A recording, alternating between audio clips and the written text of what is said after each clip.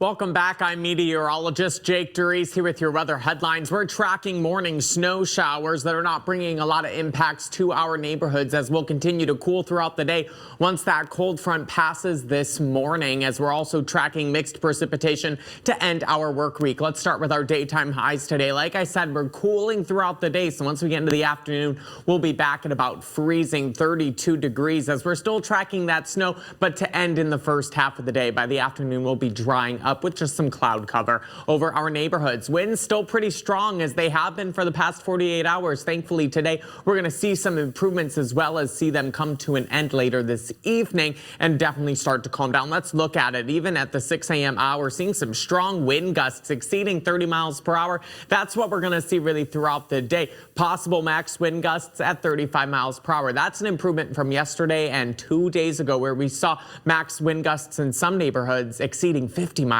per hour. So again, we're seeing that northwesterly strong winds throughout the afternoon. But then by the time we get into the 7 o'clock hour tonight, winds are going to be calming down. Now, looking at tonight, overnight lows, we're going to be cooling down back into the lower 20s. That's also well below where we were for the overnight lows last night, but getting more on track as our overnight lows were above 30 degrees. Now, moving on to our satellite and radar again, there's that snow that's going to be tracking through, coming to an end at about 10, 11 a.m. this morning, leaving us with mostly cloudy skies heading into the second half of the day. Some clearing possible this evening as well as in the overnight hours, so we could even get a little bit colder due to radiational cooling, but really dry conditions will proceed throughout the day on Thursday ahead of our next system that's going to be bringing us that mixed precipitation. Let's watch it right here. You can see that low pressure come in from the south. It's pushing warmer air into our neighborhoods. With that, tomorrow we're going to see some pretty above average temperatures. We'll get to it in a sec, but Thursday evening, late Thursday evening, right now we're looking at midnight, overnight Thursday into Friday. That's when we're going to start to see precipitation in the form of rain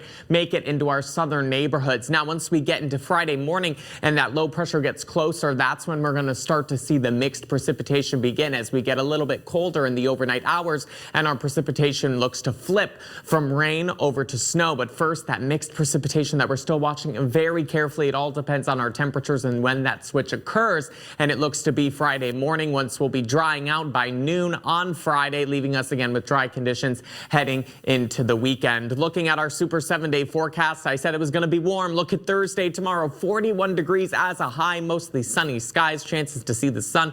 Friday, we're going to track that wintry mix as we'll cool down. High temps for the day at 34 degrees, cooling back into the 20s on Saturday, but warming again on Sunday, Groundhog Day with a chance of snow, upper 30s. We're going to stay in the 30s heading into the new week, but right now looking dry.